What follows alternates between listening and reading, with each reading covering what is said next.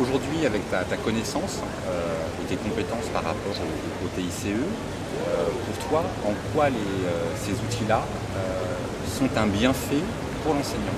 Qu'est-ce que ça lui apporte finalement d'un point de vue qualité de travail, pédagogie, résultat pour l'élève?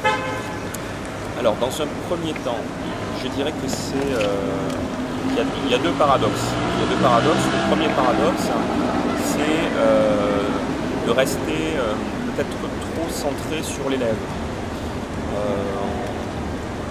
Effectivement, le but c'est d'améliorer l'enseignement qui est fourni à l'élève, de faire en sorte qu'il ait moins d'échecs, plus de réussite dans son parcours scolaire. Mais le premier rapport des TICE, je dirais que c'est l'amélioration des conditions de travail de l'enseignant. Et ça n'a pas été assez mis en avant. Je pense que c'est vraiment quelque chose à étudier en recherche, en R&D, en innovation, c'est-à-dire qu'il faut convaincre l'enseignant quelque part que ça va être un gain de temps et un gain d'efficacité pour son travail. Et donc il y a un certain angélisme qui a été aussi développé par les acteurs privés, les industriels du secteur, en disant oui, ça va être mieux pour l'élève, ça va être mieux pour sa réussite, etc. Effectivement, c'est possible. Encore faut-il qu'il y ait des projets de recherche qui permettent d'asseoir et de confirmer les premiers résultats qui ont été observés, les premiers résultats des études. Ça c'est sûr qu'effectivement il va y avoir peut-être un potentiel sur l'amélioration des résultats des élèves, mais au final, si on regarde comment l'informatique s'est développée, s'est intégrée dans les autres branches professionnelles, dans les autres secteurs économiques, le premier argument, c'est quand même un argument de gain de productivité. Alors le gain de productivité dans l'éducation, c'est pas traiter plus d'élèves, plus vite, etc. C'est autre chose. Donc, ce gain de productivité, il va être qualitatif, et il va être qualitatif sur le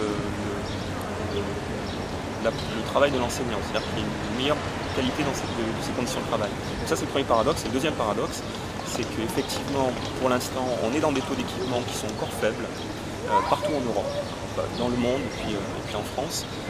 Donc il y a des plans d'équipement qui permettent de généraliser les terminaux informatiques, mais on est encore dans des taux d'équipement faibles. On est à un terminal sur 10 en école primaire, un peu moins d'un terminal sur 10 en école primaire, plus d'un terminal sur 10, un terminal pour 10 élèves au collège.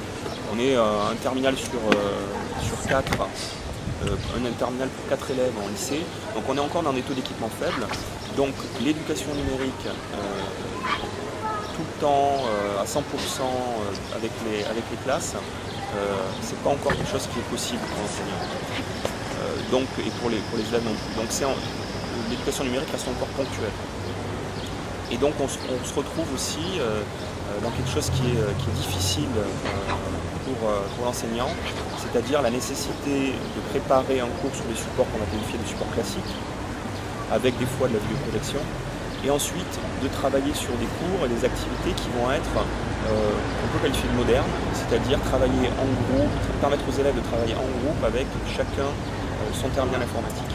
Donc du coup, on a une double charge de travail pour les enseignants qui sont confrontés à des établissements qui sont en cours d'équipement, qui voient un équipement se généraliser.